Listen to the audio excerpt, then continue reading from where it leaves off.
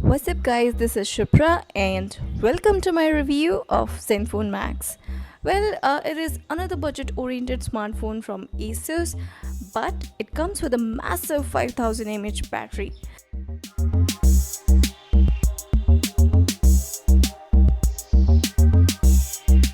Of course, the USP of the smartphone is its battery, but if you talk about the first look at the phone, it looks pretty better than other Zenfone models. In terms of design, it looks classy and rich due to textured back and golden polished metal chassis. The phone is available in two color variants, white and black, and we have got black one to review.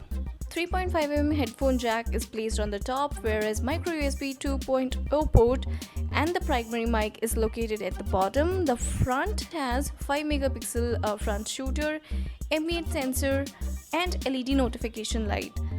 The left side of the phone is quite empty, whereas the right side is crowded, comparatively crowded, with volume rockers and power button. On the rear side of the phone, secondary mic for noise cancellation is placed just above the camera module.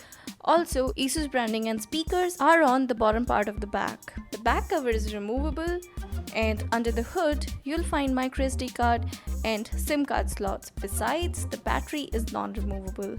As far as the hardware and performance is concerned, Zenfone Max is powered by Qualcomm Snapdragon 410 chipset, which is clocked at 1 GHz and coupled with Adreno 306 GPU.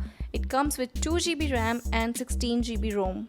Out of that, you get around 10 GB available to the user after first boot, and if you don't find it sufficient, it can be expandable up to 64 GB via microSD card. The phone handles most of the things very easily, but I have seen some minor lags when many apps are running at the same time. Regarding gaming, I've played Asphalt 8, Temple Run, Dead Trigger and Modern Combat 5. I've noticed some frame drops on full graphics. However, in case of Dead Trigger and Modern Combat, it performed quite satisfactory. If you're a heavy gamer, then this phone isn't for you. On the connectivity front, it includes a Wi-Fi, Bluetooth, micro USB 2.0 port. Voice call is not possible on this phone. The call reception quality I was getting was decent and I faced no network related issues. Wi-Fi performance is also quite acceptable and it supports OTG as well. As far as sound quality is concerned, sound output through this phone was quite good. Concerning the display, it comes with trendy 5.5-inch IPS HD display. It is secured by Corning Gorilla Glass 4 that makes it super tough, scratch resistant and strong, but I will still suggest to use a tempered glass on the screen. Viewing angles are pretty good. If I talk about contrast and brightness, then this phone didn't disappoint me at all because contrast levels are really good and we have the option to change color temperature as well. Sunlight visibility was also fine, but not that good. The smartphone features 13 megapixel rear camera that comes with laser autofocus, f2.0 aperture, real-time beautification, HDR mode, night mode, selfie, panorama, and dual-tone LED flash. The rear camera takes sharp images. In daylight conditions, picture turned out to be detailed. HDR mode works perfectly and the shutter speed is also up to the mark. But low light photography was not satisfactory as it produced blurred images and pictures were too noisy if the hand is not stable. While front-facing camera takes good and decent images in daylight condition, but again fails in the case of low light condition. It can shoot 1080p Full HD videos at 30 fps and video came out to be pretty good.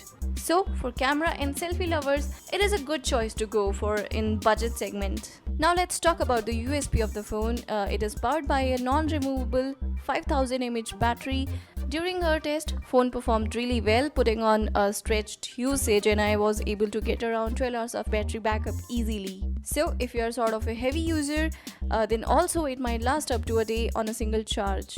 Well, in my experience, on continuous 30 minutes of call, the battery drained around 2-3%. And while playing some heavy games, it consumed approximately 3-4% in 10 minutes of gaming. which is fair enough. However, due to high capacity battery, the weight of this phone is really heavy. Also, phone takes around 4 to 4.5 hours to be fully charged. And the sad part about the phone is it doesn't support fast charging. The smartphone has some battery saving modes as well, power saving, super saving, and user will also have the option to customize their own power plan. Asus launched this smartphone exclusively on Flipkart at 9,999 INR. The smartphone has an impressive design, good software feature, a good set of camera, but speaker quality is compromised as while using headphones during calls, the sound output is not up to the mark. Also, it doesn't support fast charging. If you can overlook these minor things, then it is must-buy smartphone at this price range. Thanks for watching this video, guys. You can always help us in improving by putting your thoughts in the comment section below. Stay tuned with us for upcoming reviews like that, and for that you need to subscribe to our channel. I'll talk to you guys in next one. Till then, have a great time.